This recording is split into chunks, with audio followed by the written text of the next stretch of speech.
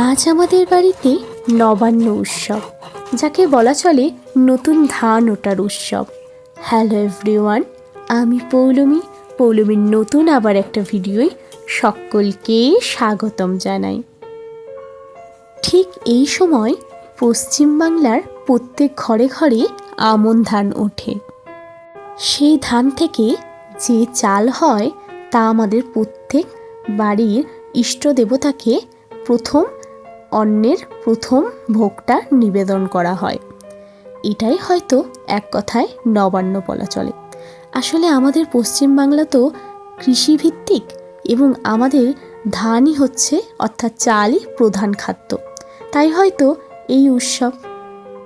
সে যাই হোক না কেন, তবে এই নতুন চালের যে প্রসাদ অনবদ্য, প্রতি বছর আমি অপেক্ষা করে থাকি এই প্রসাদ খাওয়ার জন্য। হয়তো প্রত্যেক বাড়ির অনেকেই এই প্রসাদের জন্য অপেক্ষা করে থাকো আমার মতো, এবং সকলেই জানো এই প্রসাদের কি মাহাত্ম্য। যাই হোক, পুজো করতে চলে এসেছে আমাদের খোকনদা, এবং এর মধ্যেই নবান্ন পুজো শুরু হবে।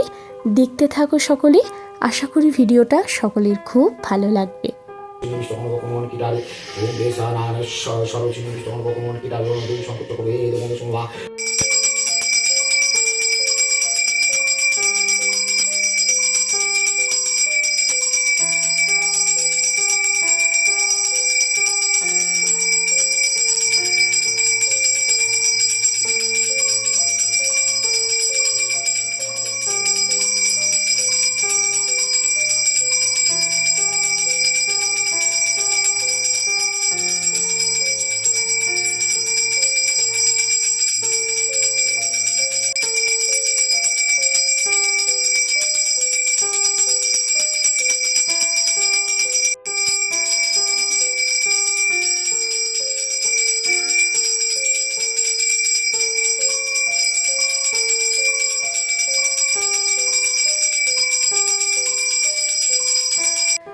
আমাদের বাড়ির ইষ্টদেবতা যেহেতু নারায়ণ, তাই আমরা নারায়ণের কাছেই এই নবান্ন উৎসর্গ করি।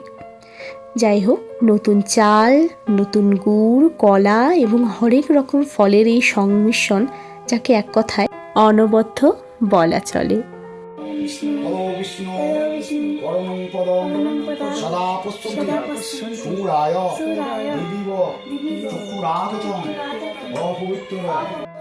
ধরায় চ পদ্মনাভায় দেবায় ঋষিকেশায় পতায় নমঃ এষ সচন্দন তুলসীপত্রং বহুরূপায় পরিবর্তনে সাহা ওম নমঃ নারায়ণ।